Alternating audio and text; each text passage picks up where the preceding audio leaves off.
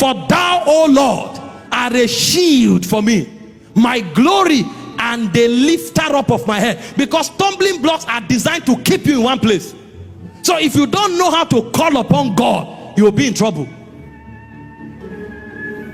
Many are they that have risen up against me, setting traps all over. He said, but thou, O Lord, you are a shield for me. This is why I told you there are 4 prayers you must learn how to pray. Number 1, Lord, have mercy on me. Number 2, Lord, help me. Number 3, Lord, thank you, because he's doing so much you are not aware of. And number 4, keep me in your will. Because men are against. See, those of you who are in corridors of power, you know what I'm saying. You come to work today, your boss is laughing with you, and he said, you know that thing, that project, in 2 weeks time we'll just have it done. Somebody now heard, hey, so he's the one. The next 3 days, be wise. They will go to say things, and then you show up the 4th day. The same boss that said you will do something, you will greet him, he won't answer again. They have set stumbling blocks. They have set stumbling blocks. So when you go home, you know what to do. Go and lock the door. Wear your boxer and shirt. Be ready for war. Lord, thou that lifted the horn of the helpless, exhort your servant. If you don't know how to pray this prayer, you will enter a pit.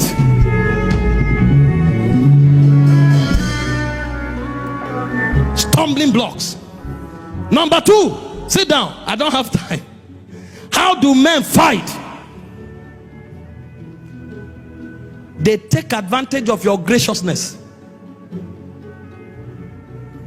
This is why you must be careful to be led. If you are not careful, it is your kindness and your graciousness that will kill you. In 2 Samuel chapter 10 verse 1 to 19, an Amorite king that David was trying to be gracious to, his name was Hanun. He lost somebody, and David sent men to give him gifts and to salute him. The guy said, oh, these are spies. And he barbed one part of their head, tore their garment naked, and sent them back. What?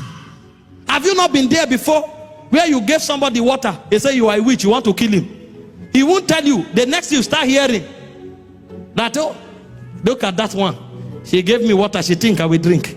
I know her. See, be careful who you are kind to. Kindness is a gift, but you must know who to be kind to. See, this is why Christians who don't have a relationship with God, they are like donkeys.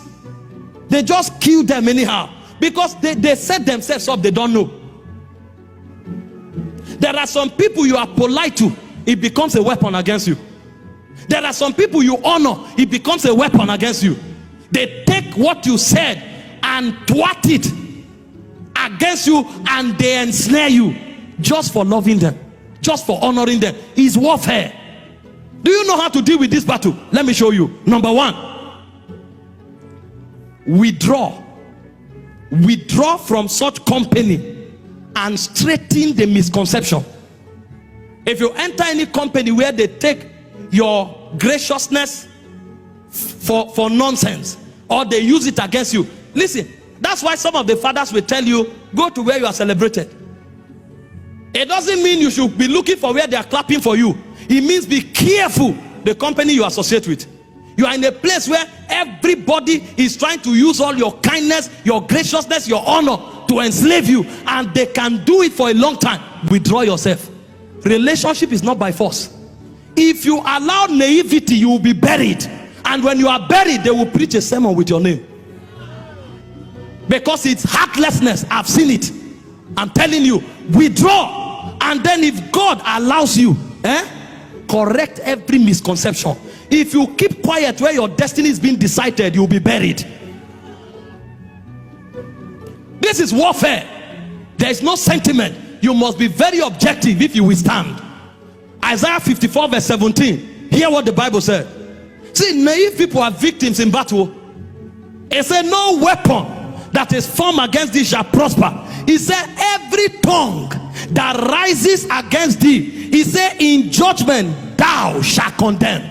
It's not God that will condemn for you. Don't keep quiet when people are trying to take advantage of your kindness. First of all, withdraw from them and correct every misconception. Let them know you are not stupid. I'm telling you, humility is not timidity. Otherwise, they will keep pushing you down until you are destroyed, and they are happy about it. It's called battle with men. Men can be wicked. I didn't know this before. As a young person growing up, things will happen. They will tell me, go to the public and talk well. You will talk well, they will turn it against you. I had to go back to the Bible. And God told me, if you don't withdraw, you will die. Number two, how do you handle this? Don't promote people to your circle who don't qualify. Some of you are here. People come around you who should serve you. You say, you are my sister, my sister. And then you bring them into conversations that they have no business listening to. And the next thing, as they walk out of that conversation, they twat it and say what you never said. And you will see that there's no confidentiality around your life. That's why you may not go far. If God does not help you, you'll be in trouble. You are doing business. You met somebody on the street yesterday because the person spoke well, spoke kindly. You say, this person is a good person. And the person sits down. You are discussing your vision that God has not allowed you to speak in public. And the person hears. Before you know what is happening, that same vision, somebody else is living it before you woke up. And then you are wondering what happened. You didn't have discernment to know who should come. How do you think the secular people work? Go and work in some organization. There are corridors where you can't go to unless you are a staff at a certain level. You can be on the third floor for 10 years. Until you become a director, you will never see the fifth floor. Because they don't have time for all of those things. Before you hear what you shouldn't hear, participate in conversation you should participate in, and cause problem because you are weak. See, some people don't hate you, but they are not mature. Learn this wisdom, because your life and your speed can be truncated because of battles. What you should achieve when you are 12, 20, 30, you are achieving at 60. It's a testimony, but it's also not a testimony. Because you went there late. You would have done much more if you knew what to do. Don't promote people and give them privileges they don't qualify for. Go to some of these secular men. If they want to have a conversation, they will tell you politely, please, can you wait outside? If they are not disrespecting you, they want to enter a meeting that you don't have credential to be part of. But you'll find Christians gullible. Anybody, you meet somebody 1 week, he comes to your house, he's in your bedroom. He sit down, you are nice, and you are eating with the person in your bedroom, and you don't know why suddenly you and your wife begin to quarrel, and quarrel won't finish, because you allow them to see what they shouldn't see and hear what they shouldn't hear. Don't be gracious, and your gracious becomes naivety. Withdraw. Don't promote people who don't qualify to participate in certain level. And number three, don't honor people beyond what they deserve. If you meet somebody that you should shake hands with, shake hands and go away. Make sure whatever you do with people, they should qualify for it. Otherwise, they will use it against you and destroy you. I'm telling you why most of us are struggling in life. If not for mercy, most people would have been destroyed because of the errors they have made. I've been so gracious and I've been a victim. You meet somebody today, he just came and you're on the altar, he said, my covenant brother. Covenant what? Brother from where? Do you know the meaning of covenant brother? Somebody shows up, before you know what is happening, he wants to snap with you, he wants to hug you, and you don't know him. Tomorrow he puts that picture in his office, and anybody that visits him, he say, yeah, I was my friend the other day, and we were saying some things, we are doing a business, you can be part of it. And this person is part of it, and they use that picture to swindle people. Don't joke. Warfare is a treacherous ground. Only the wise survive. They will stand up and tell you, hey, all these people, they are hard. See, they are just forming as if they are God. Be joking. When you are naive, you will see the impact.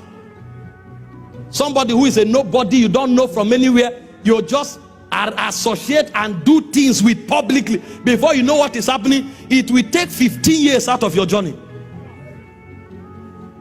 Doors will shut against you. You will be reproached. You will be backlisted, just because you didn't function in discernment, by either promoting those who don't qualify or giving unnecessary honor and credibility to people who don't deserve it. Even those who help you, when you honor them objectively.